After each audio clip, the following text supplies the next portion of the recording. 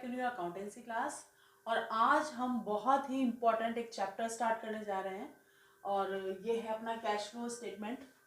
पहले आप ये समझ लो कि जो ये टॉपिक है ये बहुत इम्पोर्टेंट है। कैसे? आपका जो भी अभी आपका जो प्रैक्टिकल है उसके अंदर ये 12 मार्क्स का इसका एक क्वेश्चन है ना। आपका फाइल के अंदर भी इसका एक टॉपिक है और इसके अलावा 8 मार्क्स का आपका न्यूमेरिकल आने वाला है। तो यूँ करके ये अपना कैश फ्लो का इंडिविजुअल टॉपिक ही 20 मार्क्स का हो जाता है। तो बहुत ज़्यादा अच्छे से इसको समझने की ज़रूरत है। बहुत अच्छा टॉपिक है, बहुत ही ईजी टॉपिक है। आप इसको समझेंगे तो आपको देखो तुरंत ही समझ में आ जाएगा। ठीक है, तो स्टार्ट करते हैं हम। तो बेसिकली जो हमारा टॉपिक है कैश फ्लो स्टेटमेंट, ये टॉपिक ये बोल रहा है कि आपकी पूरे बिजनेस से में जो कैश की पोजीशन है वो क्या है, लाइक कैश का इनफ्लो कितना है, कैश का आउटफ्लो कितना है। अब ये जन होना बहुत ज़्यादा ज़रूरी है कि आपका कैश का फ्लो है क्या। ठीक है, क्योंकि उसी के बेस पर ही हम ये पता लगा सकते हैं कि हम अपने बिजनेस में कहीं हम और इन्वेस्टमेंट करना चाहें तो क्या हमारे पास उतना कैश है, या हम अपने बिजनेस को और एक्सपेंड करना चाहें तो क्या हमारे पास उतना कैश है। लाइक ऐसा हो सकता है कि प्रॉफिट हमारे बहुत ज़्यादा शो हो लेकिन हमारी कैश फ्लो हमारा उतना नहीं हो। अब क्योंकि हम लोगों ने बीएसटी में पढ़ा है कि हम यदि लोन लेने की कैपेसिटी हमारे पास है या नहीं है, ये भी जस्ट इसी के थ्रू हो पाएगा कि आपकी कैश फ्लो का सिचुएशन क्या है, क्या स्टेटमेंट है कैश फ्लो का। ठीक है, तो अपन बेसिकली इस चीज़ के रिगार्डिंग सारा पढ़ेंगे। तो कैश फ्लो स्टेटमेंट ये क्या है, ये अपना एक कैश इनफ्लो और आउटफ्लो को हम इसके अंदर जज करेंगे एक बार। दूसरी बात, ये ईयर एंड में प्रिपेयर किया जाता है आपके फाइनल अकाउंट के बेस पर। फाइनल अकाउंट यानी कि आपके trading P&L and balance sheet के मतलब बेस पर। ठीक है, तो एक और सिनोनिम आता है कैश बजट, है ना। तो ये क्वेश्चन आ जाता है कई बार, what is the difference between cash budget and cash flow statement. तो कैश बजट क्या है? कैश बजट तो एक प्री प्लानिंग है, यानी कि आप एक मतलब एक प्री प्लान कर रहे हैं कि हमको कहाँ कहाँ कैसे कैसे एक्सपेंसेस करने हैं, राइट। तो कैश बजट, बजट जहाँ बजटिंग का नाम आ गया तो वो तो प्लानिंग ही है, यानी आप प्लानिंग कर रहे हो, है ना, फ्यूचर में जो इवेंट्स होने वाले हैं उसके रिगार्डिंग। लेकिन कैश फ्लो स्टेटमेंट जैसे मैं आपको बता रही हूँ कि ये ईयर एंड में आपके जो भी फाइनल अकाउंट है उनके बेस पर ये प्रिपेयर किया जाता है। ठीक है, तो इससे जो भी हम प्रिपेयर करेंगे ये ज़्यादा ऑथेंटिक आपके पास डेटा आएंगे। जबकि कैश बजट के थ्रू आप एक प्लानिंग कर रहे हो तो उसमें फ्लक्चुएट होने की पॉसिबिलिटी बनी रहती है, राइट। तो अब बात करते हैं कैश फ्लो स्टेटमेंट की। तो बेसिकली इसकी जो कैश फ्लो स्टेटमेंट है, इसकी जो एक्टिविटीज है इनको हम 3 पार्ट्स में डिवाइड कर सकते हैं।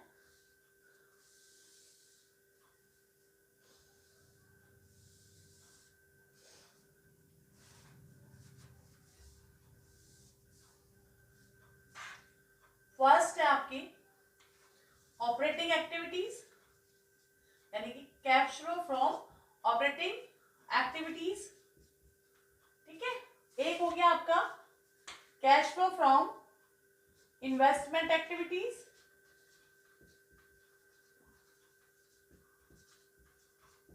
और cash flow from financing activities.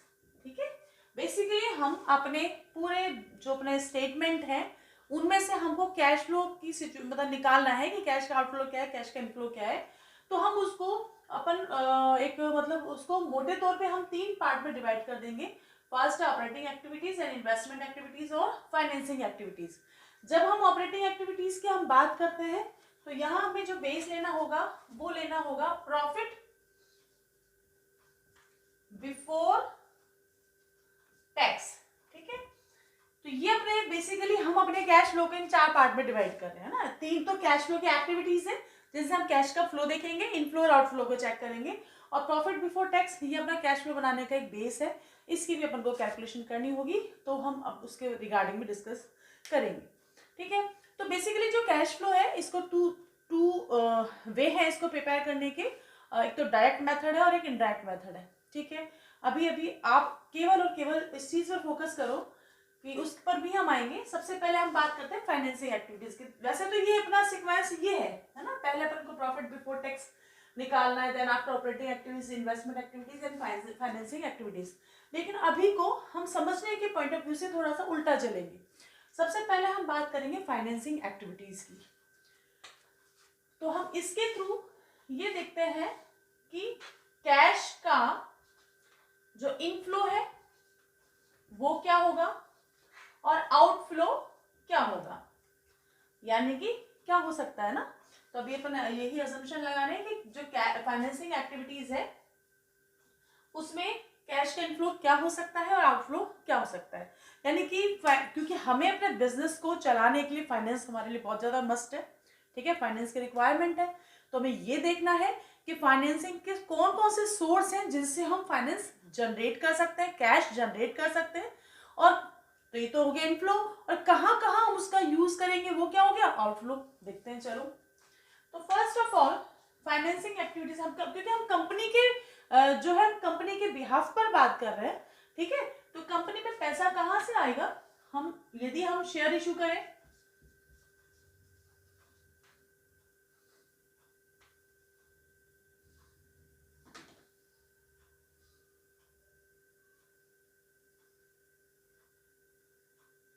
हाँ सब इशू ऑफ शेयर,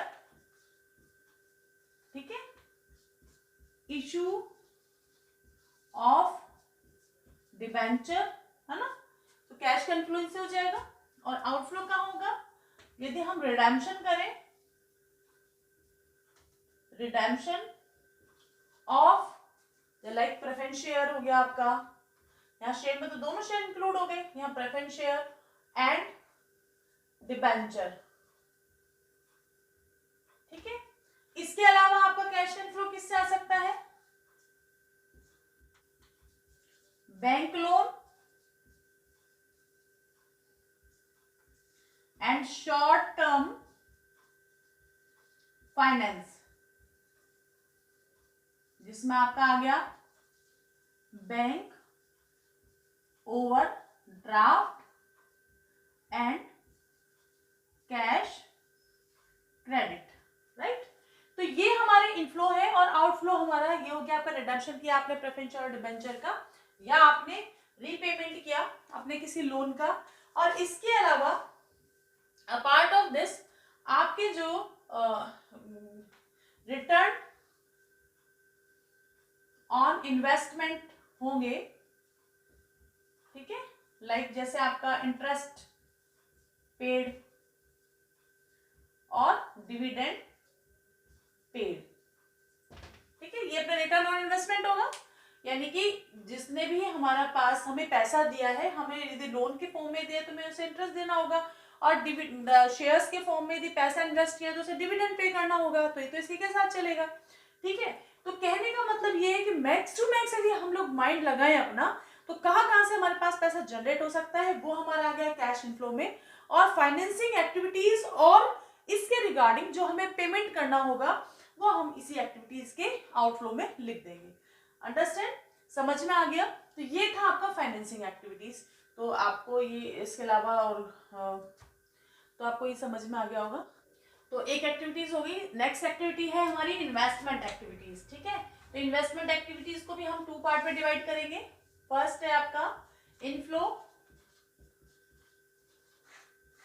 और सेकेंड इज आउटफ्लो।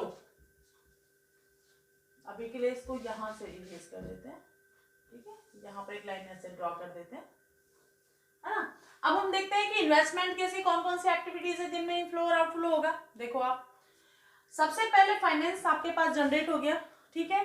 फाइनेंसिंग के बाद हम सबसे पहले क्या एक्वायर करते हैं, हमने ये चैप्टर 9 में भी पढ़ा है बीएसटी में, कि आप सबसे पहले पैसे हम फाइनेंस जनरेट करते हैं, देन आफ्टर हम देखते हैं कि इन्वेस्टमेंट फिक्स असेट्स में क्या होगा, और इन्वेस्टमेंट डिसीजन लेते हैं। बेसिकली आपने देखा होगा इन्वेस्टमेंट डिसीजन में हमने पढ़ा था कि हम एक तो आपके फिक्स असेट्स में डिसीजन लेते हैं कि कौन कौन सी फिक्स असेट्स में हमें इन्वेस्टमेंट करना होगा और हमें कौन कौन सी करंट असेट्स में इन्वेस्टमेंट करना होगा।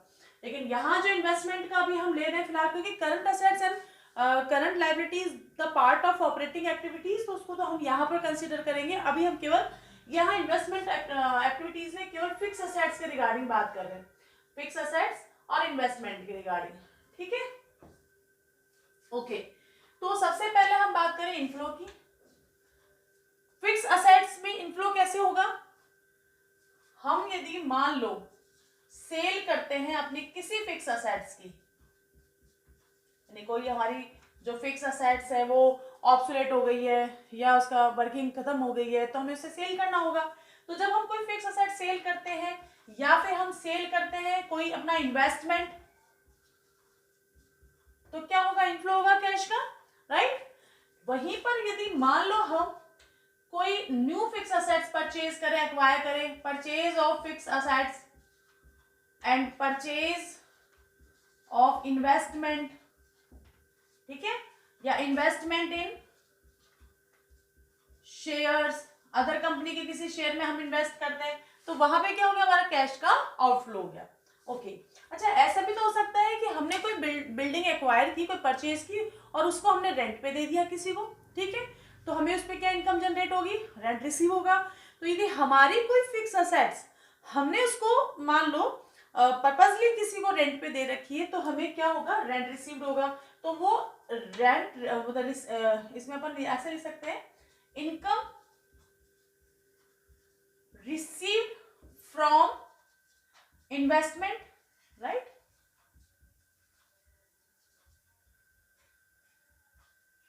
ठीक है, इनकम रिसीव्ड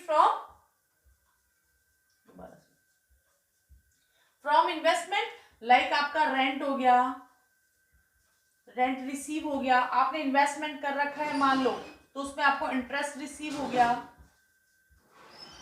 ठीक है। तो इस तरह के आपके पास इन्वेस्टमेंट की इनकम मतलब आ सकती है, कोई आपके इन्वेस्टमेंट के अगेंस्ट इनकम आ सकती है, तो यहाँ पर भी कैश का इनफ्लो होगा और कैश का आउटफ्लो यहाँ पर होगा कि हम कोई फिक्स असेट्स परचेज कर रहे हैं, ठीक है। अच्छा, अब यहाँ पर एक बात देखो, कॉमन चीज, कि यहाँ हम इंटरेस्ट रिसीव्ड कर रहे हैं और यहाँ हम इंटरेस्ट पेड कर रहे हैं। ये बहुत कंफ्यूजिंग होता है, कई बार हम कंफ्यूज हो जाते हैं। तो मेक श्योर कि इंटरेस्ट यदि है तो इंटरेस्ट रिसीव्ड होगा, तो वो किस में आएगा? वो इन्वेस्टमेंट एक्टिविटीज में, क्योंकि वो हमने कहीं इन्वेस्ट किया है, उसके रिटर्न में हमको मिल रहा है, ठीक है, रिसीव्ड हो रहा है। लेकिन ये पेड का है या इंटरेस्ट के आगे कुछ नहीं लिखा होता, तो भी आप उसको क्या मानते हो? पेड मानते हो ना। तो वो कहाँ आएगा? आपके आउटफ्लो में आएगा, फाइनेंसिंग एक्टिविटीज के। तो ये थोड़ा सा आप ध्यान रखना इस चीज को, ठीक है। तो ये बेसिकली आपकी इन्वेस्टमेंट एक्टिविटीज हो गई। ओके, अब अपन लोग बात करते हैं, यहाँ पर एक थोड़ा सा ये वाला एक पार्ट ले लेते हैं, है ना। तो यहाँ पर आप देखो कि आपकी बैलेंस शीट का मैक्सिमम पार्ट कवर अप हो गया, लाइक आपकी फिक्स असेट्स कवर अप हो गई, इधर आपको नॉन करंट लायबिलिटीज आपकी पूरी कवर अप हो गई, शेयर होल्डर कैपिटल का भी पार्ट कवर अप हो गया।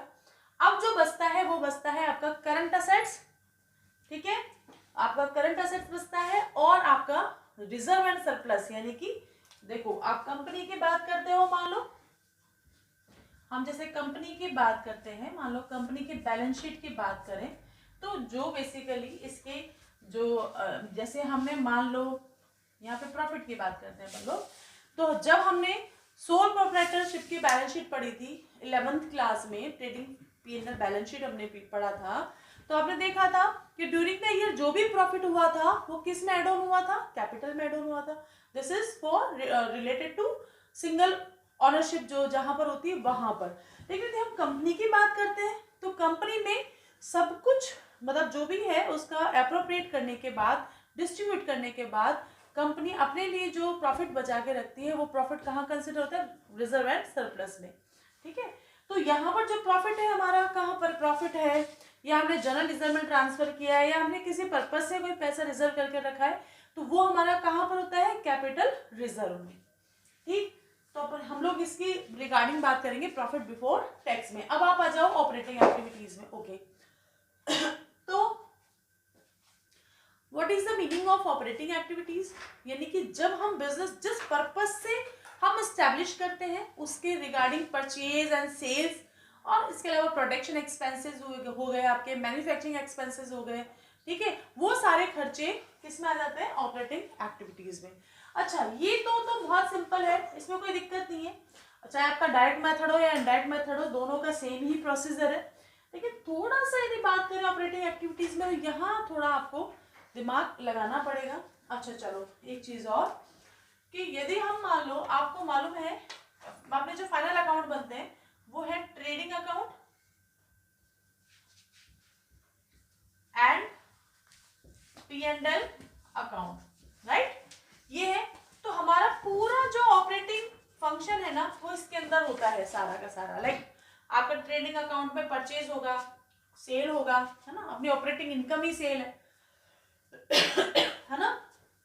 प्रॉफिट एंड लॉस अकाउंट में और हमारे जो ऑपरेटिंग एक्सपेंसेस आते हैं, मतलब वो सारे इसके अंदर आते हैं। क्योंकि आपने यदि 11th में ये टॉपिक बहुत अच्छे से पढ़ा है, देन यू मतलब आपको सारा चीज क्लियर होगा कि क्या तो डायरेक्ट एक्सपेंसेस है, यानी क्या मतलब प्रोडक्शन एक्सपेंसेस है, क्या आपके इनडायरेक्ट एक्सपेंसेस है, कौन कौन से आपके ऑपरेटिंग एक्सपेंसेस है, कौन कौन से आपके नॉन ऑपरेटिंग एक्सपेंसेस है ना। ये आपको बहुत अच्छे से क्लियर होगा। तो हम डायरेक्ट मेथड से भी इसको निकाल सकते हैं और इनडायरेक्ट मेथड से निकाल सकते हैं। हालांकि इनडायरेक्ट मेथड आपके सिलेबस में है, डायरेक्ट मेथड आपके सिलेबस में नहीं है, लेकिन बावजूद इसके हम एक बार इसको आपके डायरेक्ट मेथड से भी समझेंगे कि डायरेक्ट मेथड से इसको कैसे निकाला जा सकता है। लेकिन उससे पहले एक बार आप वीडियो पॉज करके ये दोनों आप एक्टिविटीज को नोट कर लें, है ना। ये बिल्कुल आपको मतलब मोटे तौर पे समझाने के लिए है। फिर अभी फॉर्मेट भी डिस्कस करेंगे, फॉर्मेट में एक एक चीज डिस्कस करेंगे, लेकिन इसके पहले आप इसको समझ के इन दोनों को आप नोट कर लें, फिर ताकि मैं इसको इरेज करके आपको ऑपरेटिंग एक्टिविटीज अच्छे से समझा पाऊँ। फिर हम फॉर्मेट पे आए। ओके, अब हम ऑपरेटिंग एक्टिविटीज पे आते हैं कि ऑपरेटिंग एक्टिविटीज को कैसे कैलकुलेट करेंगे। देखो आप, अब ऑपरेटिंग एक्टिविटीज को समझाने से पहले मैं आपको एक बार P&L अकाउंट का एक अपन डम्बी स्ट्रक्चर ले लेते हैं, उसके बेस पर हम इसको बनाना शुरू करेंगे। तो हम लोग यहाँ पर एक बना लेते हैं आपका trading and P&L account. Simple सा ले लेते हैं अपन ना इसको इजी फॉर्म में। तो सबसे पहले यहाँ देखो, हमारे पास जो ऑपरेटिंग इनकम एक ही होती है, क्या, सेल्स, जिसको हम रेवेन्यू फ्रॉम ऑपरेशन भी बोलते हैं, रेवेन्यू फ्रॉम ऑपरेशन, ठीक है। ये होती है, अपन इसकी एक वैल्यूज भी अपन हम लोग इसकी लिख लेते हैं। लाइक आपकी रेवेन्यू फ्रॉम ऑपरेशन है 2 लाख, ठीक है, यानी कि आपकी सेल्स है। आपको पता होना चाहिए केवल एक ही हमारी ऑपरेटिंग इनकम है, क्या, रेवेन्यू फ्रॉम ऑपरेशन, ठीक है, यानी कि सेल्स। तो this is our operating income. और यहाँ पर हम हमारा जो पूरा ट्रेडिंग अकाउंट है, आपको कॉस्ट ऑफ गुड सोल्ड बहुत अच्छे से याद है, तो हम सीधा सीधा वही ले लेते हैं, आपका COGS, यानी कॉस्ट ऑफ गुड सोल्ड आप ले लो यहाँ पर 1,20,000, ठीक है। यानी कि हमारा मेन, बेसिकली जो मेन है हमारी ऑपरेटिंग इनकम हुई 2 लाख, और हमारा ये खर्चा हुआ ऑपरेटिंग एक्सपेंसेस का, ये एक्सपेंसेस हुआ 1,20,000, and this is cash outflow and this is cash inflow. हम मान के चलते हैं कि कैश में हुआ ना, क्योंकि एक्सपेंसेस तो मोस्टली कैश में होते हैं। हमने ये एज्यूम किया कि परचेज और सेल्स की जो हमारी कैश में ही है, ठीक है। तो ये पैसा आपके पास आया और ये पैसा आपने खर्च किया, this is inflow and this is outflow. Okay, अब इसका जो डिफरेंस होता है वो क्या होगा, आपका ग्रॉस प्रॉफिट, और जो होगा आपका 80,000, है ना। तो ये हो गया आपका 2 लाख।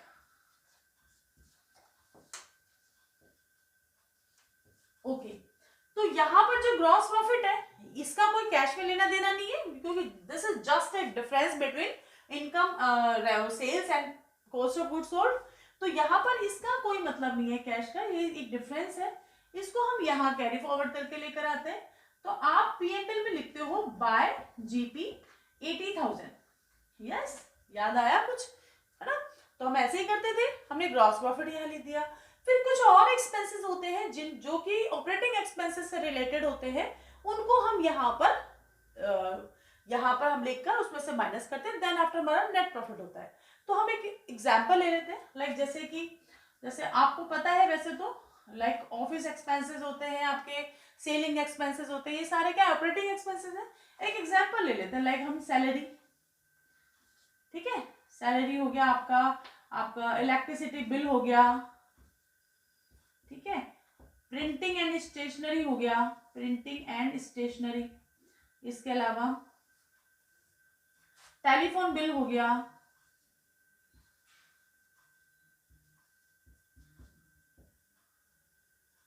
डेप्रिसिएशन ले लो आप, इंश्योरेंस प्रीमियम ले लो,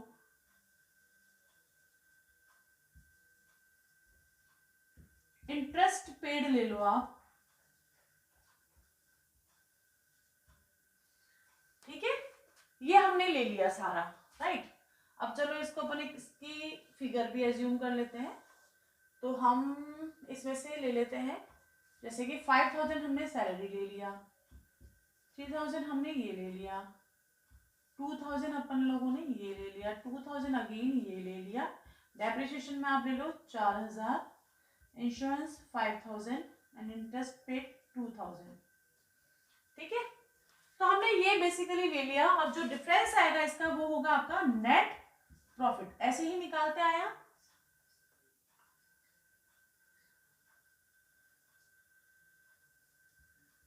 तो आपका नेट प्रॉफिट बचा 57,000। एक सेकेंड, इंटरेस्ट ले लो आप अपना 10,000। हाँ, तो इनका जो डिफरेंस आएगा वो नेट प्रॉफिट होगा। तो ये होगा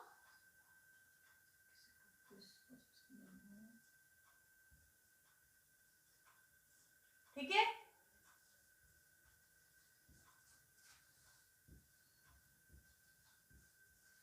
हाँ भाई, तो ये हम ट्रेडिंग पी&एल बनाते हैं। ये थोड़ा सा हमने एज्यूम किया है ना।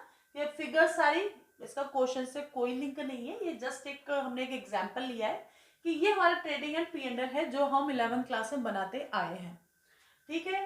अब मैं आपको ये बता रही हूँ कि कैसे आपको ऑपरेटिंग एक्टिविटीज निकालनी है। तो यदि हम डायरेक्ट मेथड से निकालें तो कैसे निकलेगी, देखो। अब सबसे पहले अपन डायरेक्ट मेथड की बात करें।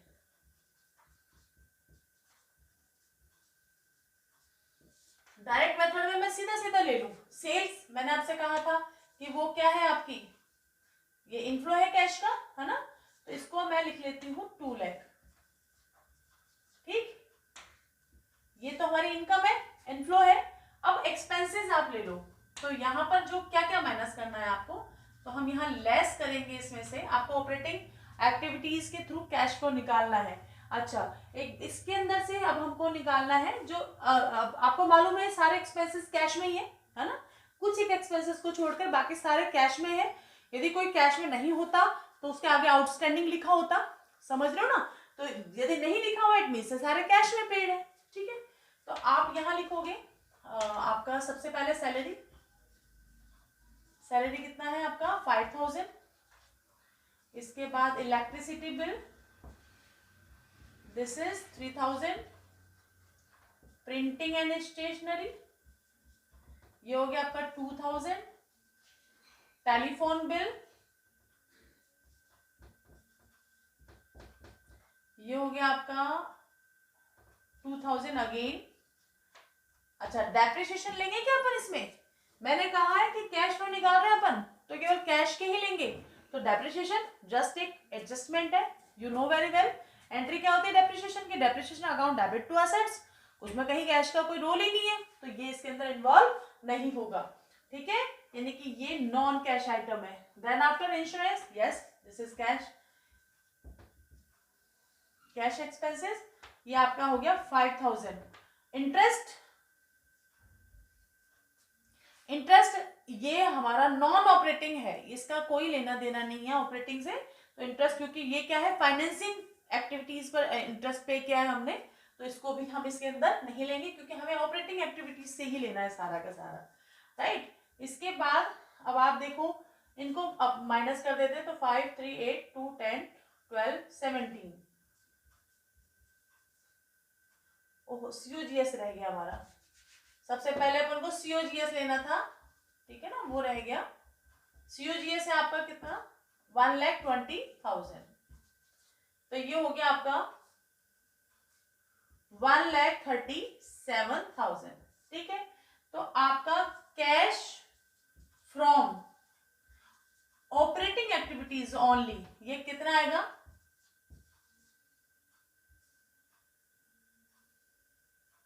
63,000, ठीक है। कैश फ्रॉम ऑपरेटिंग एक्टिविटीज कितना आएगा 63,000। तो ये तो था आपका डायरेक्ट मेथड, ठीक है। अब मुझे जाना है इनडायरेक्ट मेथड से, तो इनडायरेक्ट मेथड से जाना है यानी कि उल्टा जाना है, तो मैं किसको बेस बनाऊंगी, नेट प्रॉफिट को। तो आप यहां लिखोगे नेट प्रॉफिट, ठीक, कितना 49,000।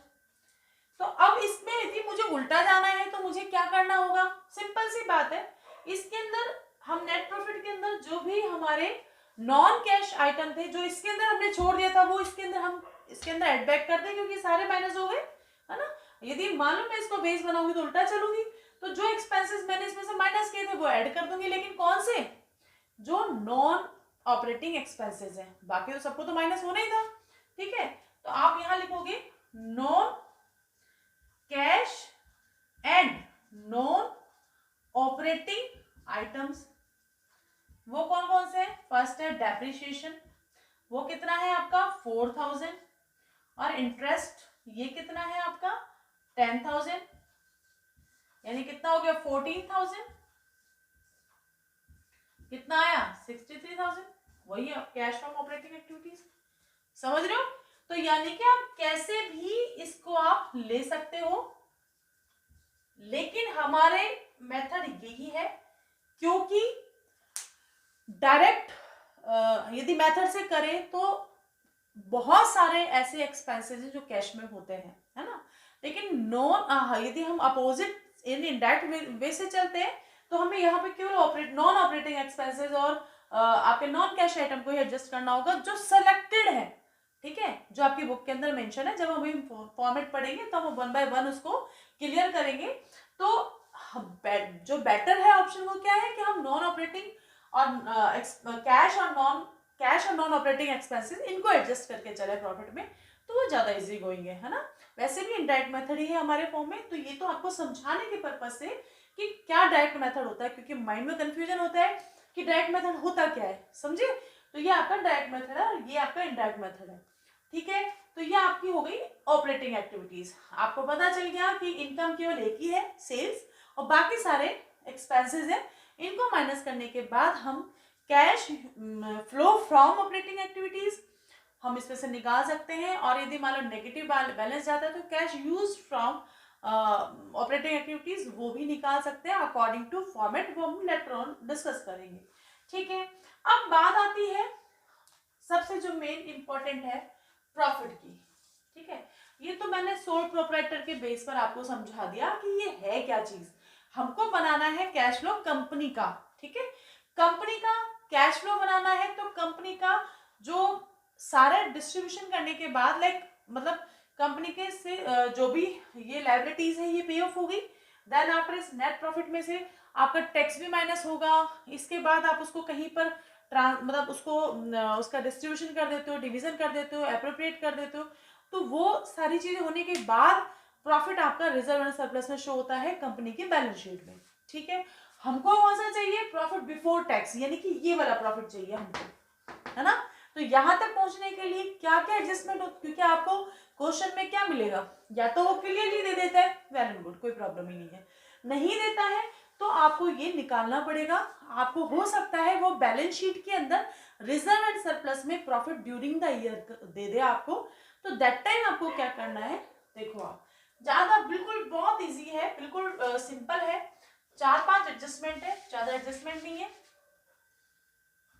देखो यहां आप लोगे प्रॉफिट ड्यूरिंग द ईयर, ठीक है। तो यहां हो सकता है आपको करंट ईयर का प्रॉफिट और लास्ट ईयर का प्रॉफिट का बैलेंस गिवन हो, एंड प्रीवियस ईयर, ठीक है, प्रीवियस ईयर इनका बैलेंस गिवन हो, तो इन दोनों का डिफरेंस आपका यहां आ जाएगा, समझे।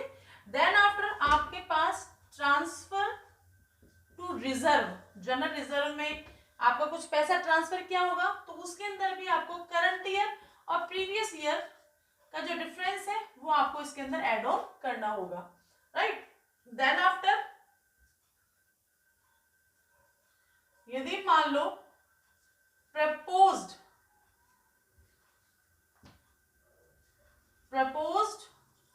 डिविडेंड है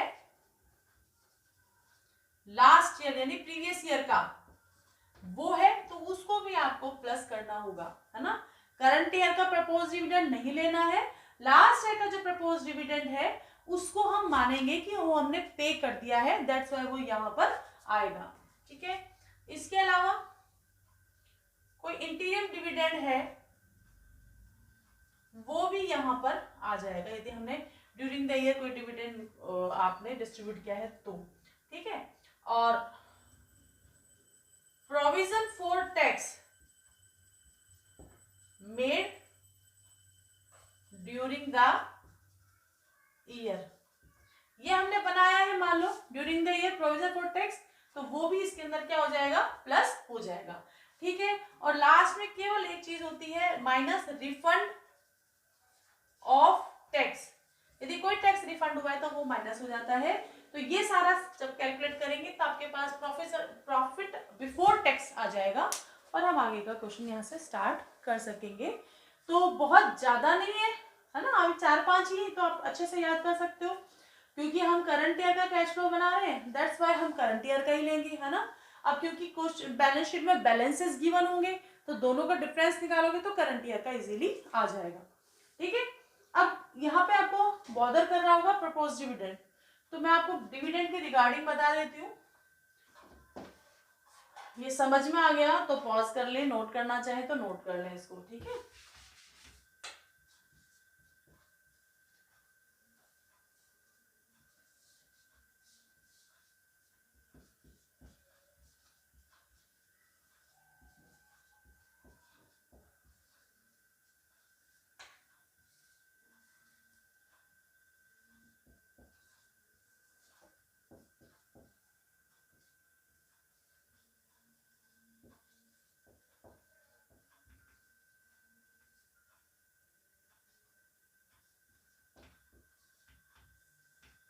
yes, dividend, propose dividend current year and propose dividend previous year, ठीक है।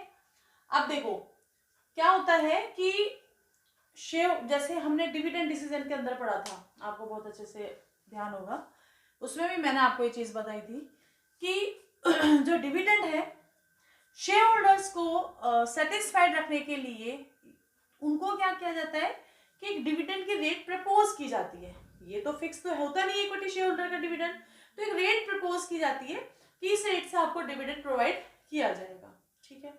वो एक अजम्पशन है कि हम इस के बेस पर आपको डिविडेंड पे करेंगे, है ना। तो इस साल का उस पर कोई प्रॉफिट पे असर नहीं पड़ेगा, क्योंकि अभी हमने रेट प्रपोज की है। ऐसा नहीं है कि हम, अब जैसे आपका प्रोविजन फॉर टैक्स है, प्रोविजन फॉर टैक्स आपका ड्यूरिंग द ईयर, ये भी समझ लो हाथों हाथ, प्रोविजन फॉर टैक्स,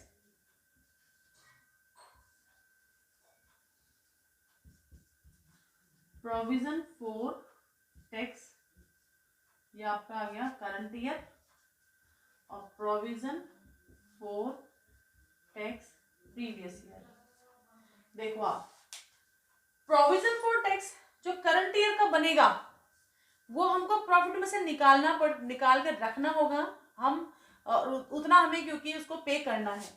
अच्छा, जो लास्ट ईयर का प्रोविजन फॉर टैक्स है, या तो क्वेश्चन में क्लियरली लिखा हो कि टैक्स पेड किया है अपन ने ड्यूरिंग द ईयर इतना, है ना, तो हम उसका इनफैक्ट जो उसका इफेक्ट आएगा उसको निकाल लेंगे। यदि कुछ नहीं दिया हो तो हम ये मानेंगे कि जो लास्ट ईयर का है ना, इसको पे किया हमने, इसकी टैक्स पे किया, और ये टैक्स हमने इस साल के प्रॉफिट में से सेपरेट करके रखा है ना।